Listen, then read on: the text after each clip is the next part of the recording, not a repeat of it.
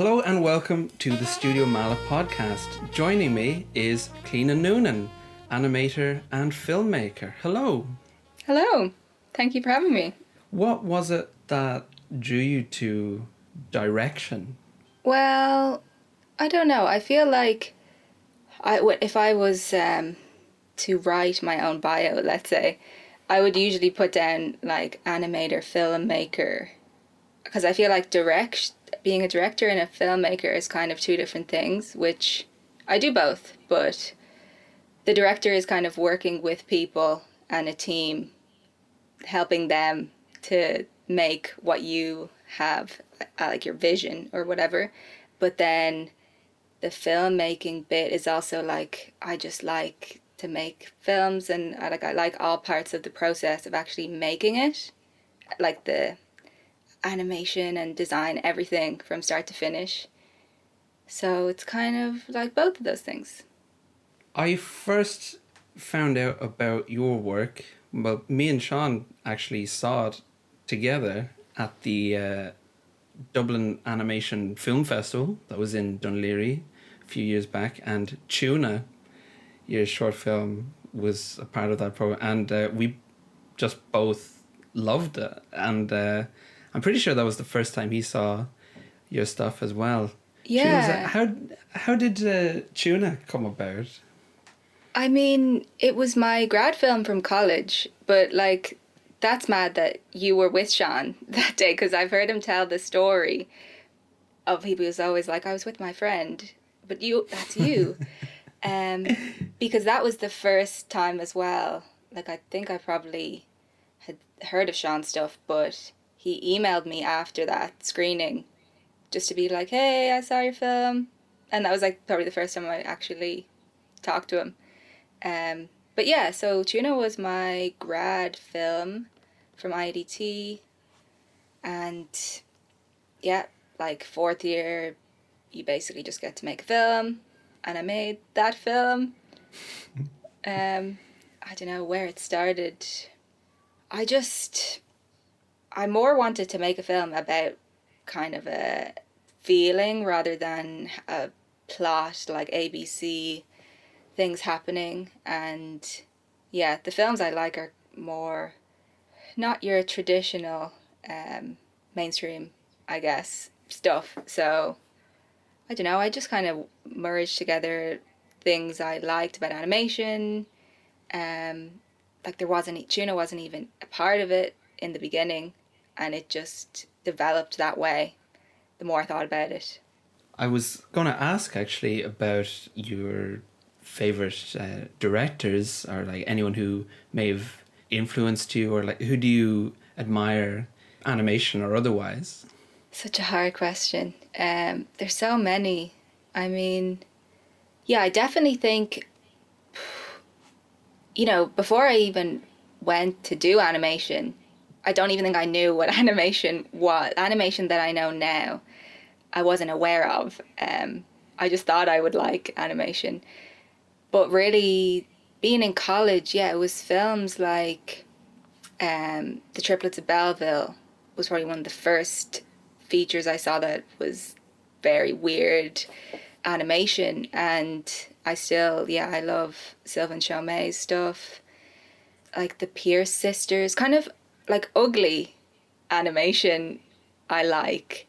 And things that are more experimental, I guess. I remember being shown The Man with Beautiful Eyes by Jonathan Hodgson, and just like traditional mediums and textures and weird storylines, animation that doesn't even have to be about anything.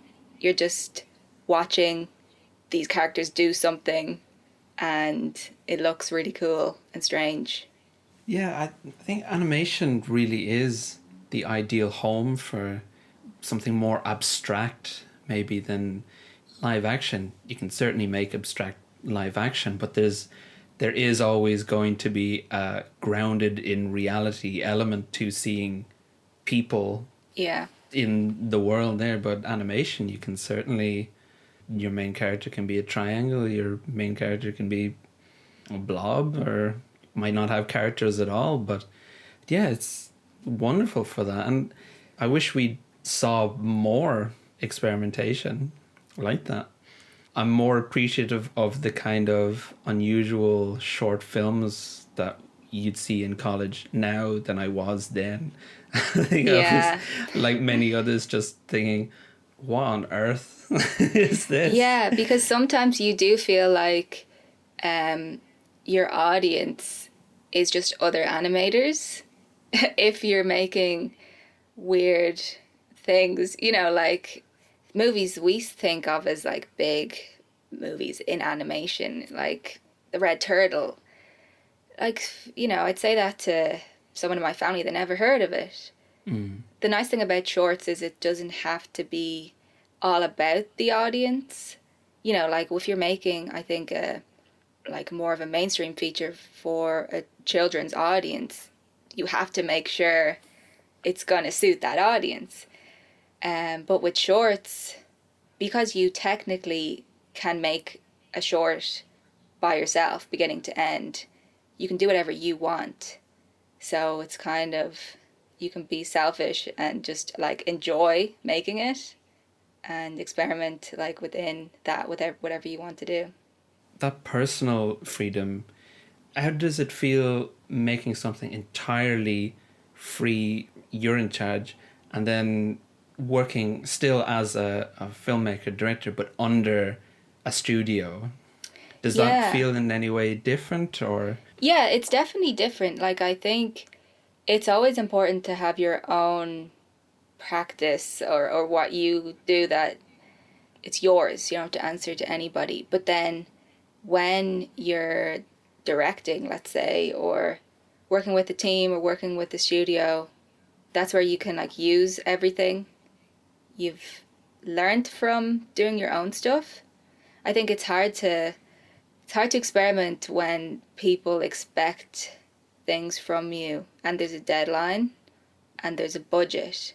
But having both is important, so you can try new things on your own without the worry, and then you can practice putting that into whatever the commercial project and with other people, and then they're going to bring something too. They're going to help you, and it's not going to take as long because you're not alone.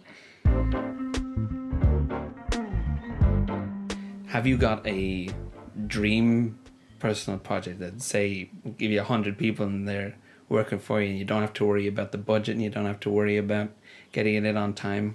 What would be the ultimate project? I have no idea. Yeah, right now I'm just going through like an imaginary list of things I haven't done, if you know what I mean. Most people might say like, oh, the feature film is the goal.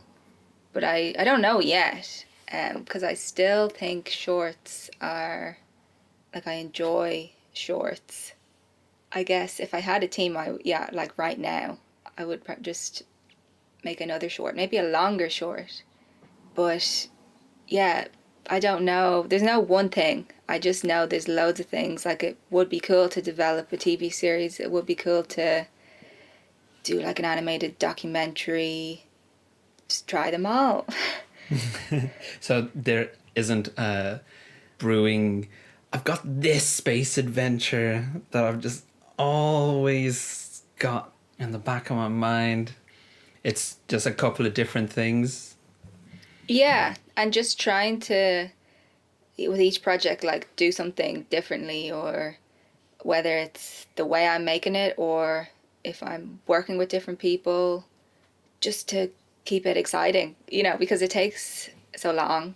I always want to make something, even when you're towards the end of finishing one thing, I get excited for the next thing, but I don't know what it is yet. But it's almost like a chance to like pick a different color, if you know what I mean. Like, you're looking at the one thing, you've got like all your references or the style is set, but with a new project you can just say, oh, I'm going to use orange this time, and a different brush. I don't know. And how do you since animation is, as we all know, quite a slow process, even with a team, how do you maintain enthusiasm for a project, as it moves into the next week, and of course you're thinking of other things along the way that are possibly threatening to sidetrack you, but how do you maintain that interest so that it gets finished, basically? It's hard. I mean, I think the best thing is to like take breaks from it, because sometimes, yeah, if you're intensely in it and you're looking at it every day, you just go blind. And even, sometimes you could send it to someone, like a friend, or I have a few people I would ask to look at my stuff who I know that we like the same things in animation, and their response usually like gives you a boost, because you're almost bored of it, or you're sick of it, but they haven't seen what you've done for a few months, and then you show them and they're like, oh, you changed this and this and this, and you're like, oh, I have like progressed. So it's just kind of keeping going, and then trying to get like a fresh perspective, or taking a break from it, and then when you go back to it, you're like, okay, well, it's gotten better than it was a month ago, so I just got to keep going.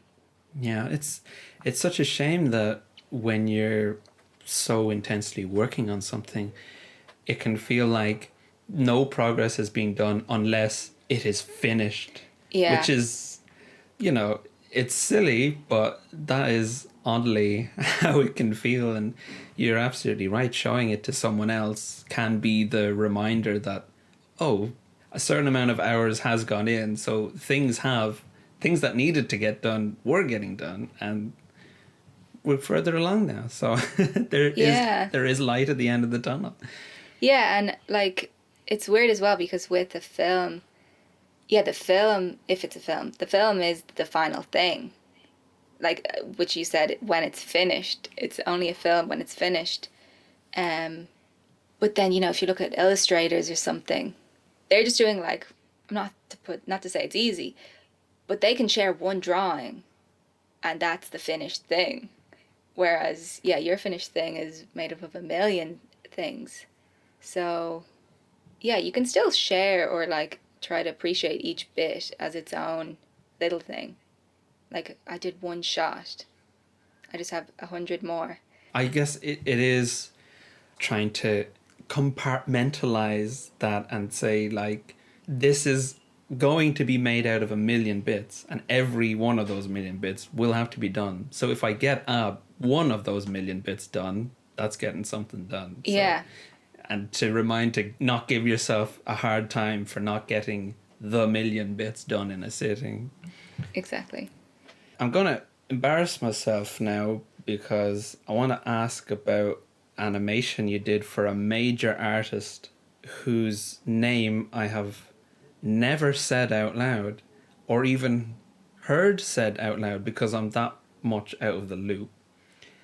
Billie Eilish? Yes, I think that's how it's said as well. You animated on a music video for Billie Eilish, and it has, at the time I checked, 91 million views, which is a frankly insane number to me. I can't think of anything else that I would count in 91 millions. But how did you get involved with working on that? How was it working on that? And what's it like hearing the number 91 million views on something that you've worked on? Yeah, I mean, that kind of just came out of nowhere, and then it went. And really it was thanks to Johnny Cigarette, or Keith Kavanagh.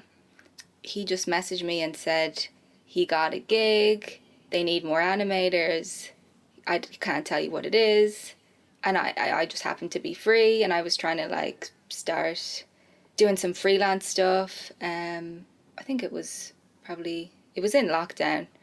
And then I just you know, got on as an animator.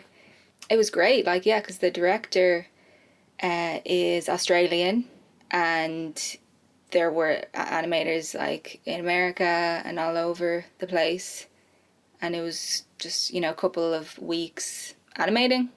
It was, yeah, and then it was great because it actually came out a week or 2 weeks after it was done, which never happens. So, you know, you make it and then it's out, and you're like, oh, that's great. Like, I enjoyed it. It was a good chance to experience like what freelance is like, and I guess, yeah, what it was just a bonus. But it was a cool project, yeah. Book. House, book. House, book. House. I wanted to ask about the audio in your short films. Like both Tuna and Wet and Sloppy have really great sound design, and where does that come from? That comes from, well, mainly Maria McGrath, who in college, like, they kind of paired us up with sound design students. So I worked with like 3 of them. Maria was one of them, and Aaron and Graham as well. But yeah, Maria, like, up until that moment, I didn't know anybody in sound. And I'd say it's very useful to have a friend in sound if you're an animator, because you're always going to need them. And yeah, ever since like Tuna, then, like, she's done the sound for everything I've done. And I did a music video for one of her tracks, and then I asked her, did she want to do the sound for Wet and Soppy? And I'm making a new film now, and she's doing the music, and she's got another friend to do all the sound design. So yeah, just, I was lucky that we got randomly paired up together in college. And it's nice to hear a positive story about that for once. Yeah, I know. I think it is. I got the worst. Luck of the draw, really. Yeah, I'm lucky because we're both on the same page with what we want. Like, she makes her own music, like I make my own animations. You know, like, we want to be making our own stuff as well as you know, the industry and things. So we can do each other favors and keep passing it back and forth. I mean, the visuals to the audio, they really do seem perfectly well made together. Like, to the extent that I could have believed you had this music, like audio from somewhere previously. There's like, oh, I'd love to animate to that. You know, it just seems so fitting. For Tuna, I made the animatic with music, like, from the beginning. Even before I started making the animatic, I was saving tracks that fit the mood I wanted.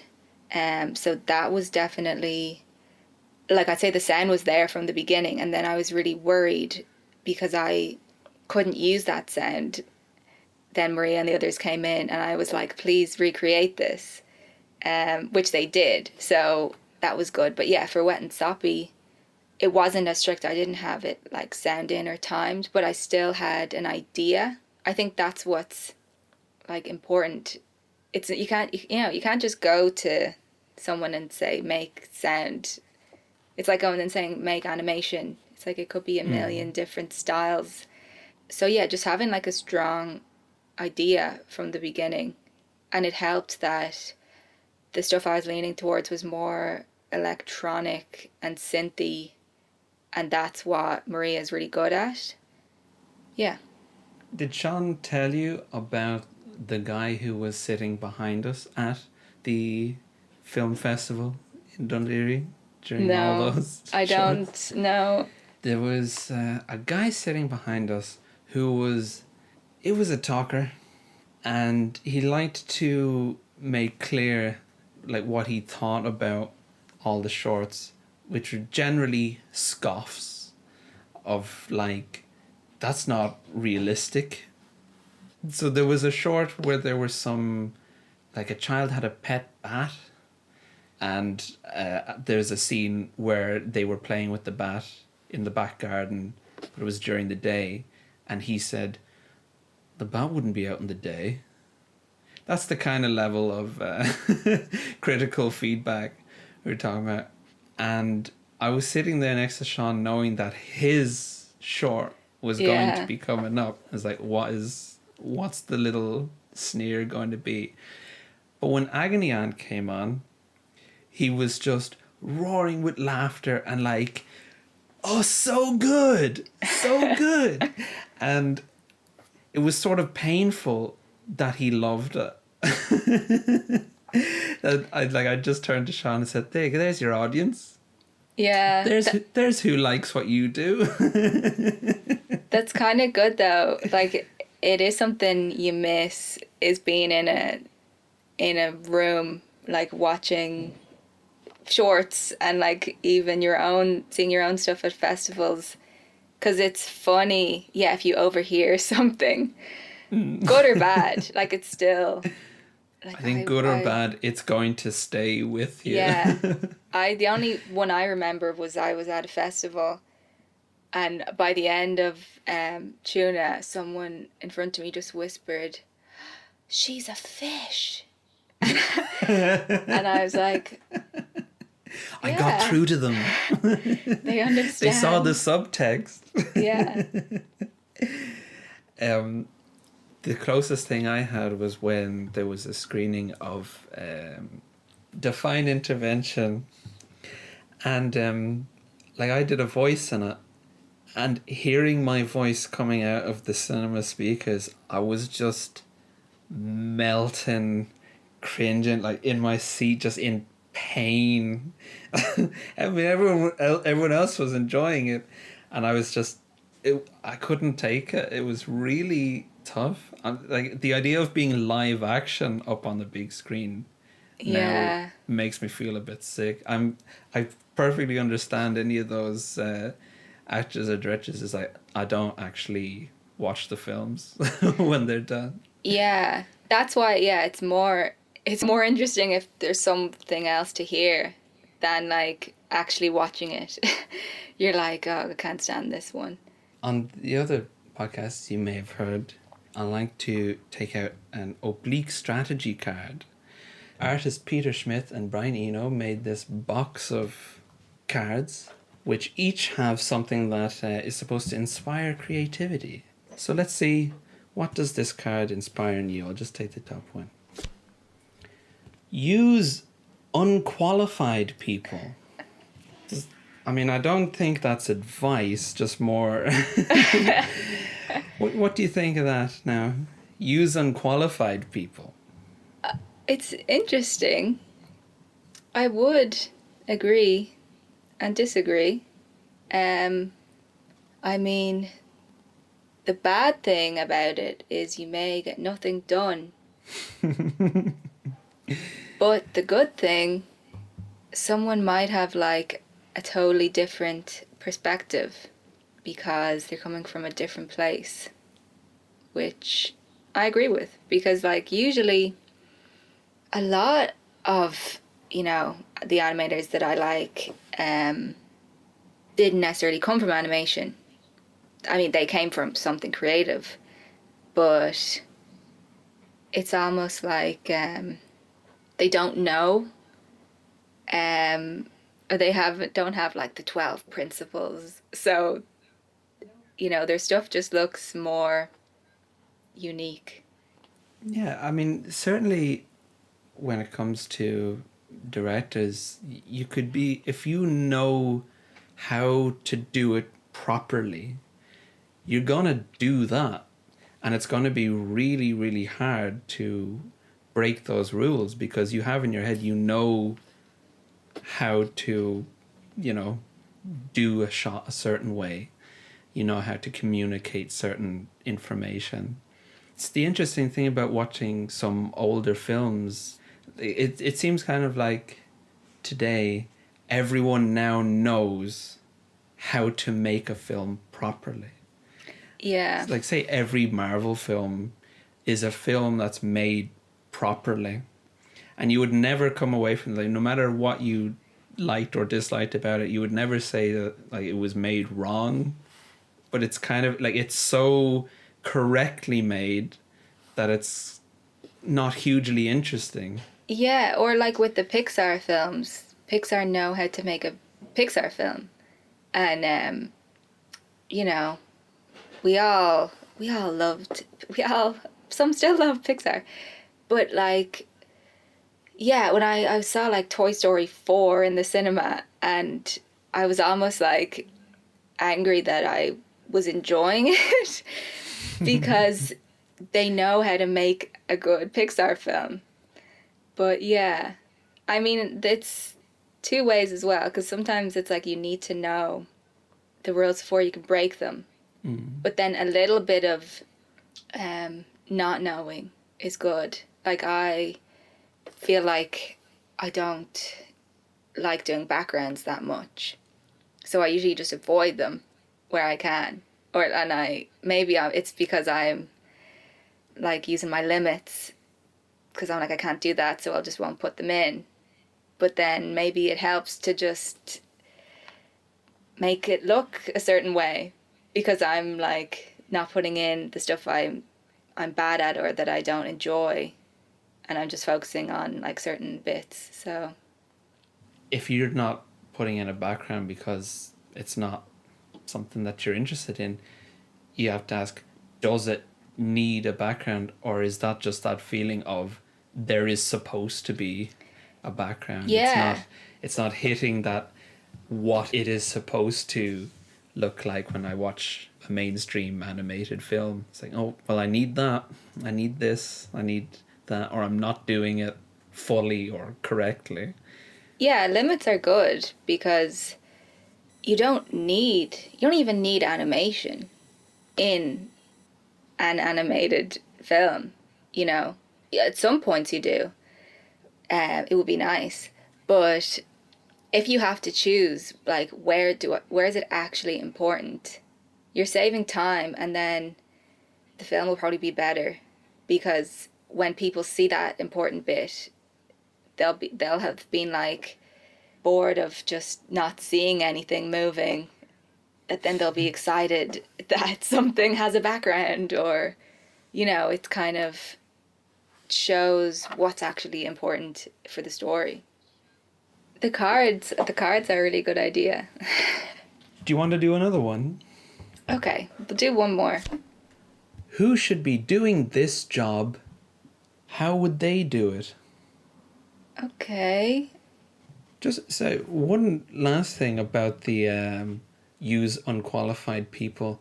I bet Brian Eno has never taken that advice. No. I'd say he's got enough money and has got what he's doing is too important to be like, do you know what? I'll just grab a bunch of people off the street. Exactly. They can do the trumpets. Exactly. But yeah, that's an odd one. Who should be doing this job? How would they do it? I would say you should be doing the job, and do it how you would do it. Yeah. Because the way you do it is right for you. Doesn't matter how someone else does it. For sure. If there was anyone listening who wanted to also be an animator or filmmaker who did their own stuff as you do, what advice would you give them? Or even a warning? Warning. Don't use unqualified people. No. Don't listen to Brian Eno. Yeah. I don't know. I guess, yeah, linking in with the card, like, not everyone has to like it. What you do is important, I think, because you can't please everyone anyway. So I think it's good to know, you know, your taste. And it's not, you know, I wouldn't say you shouldn't do everything alone, but reach out to people who you feel like you have the same taste in what you're doing, because then they will help you. It's good to hear advice from everyone, but you don't have to take it all. you get, it's like it's your thing, so you can make the final decision. That's okay.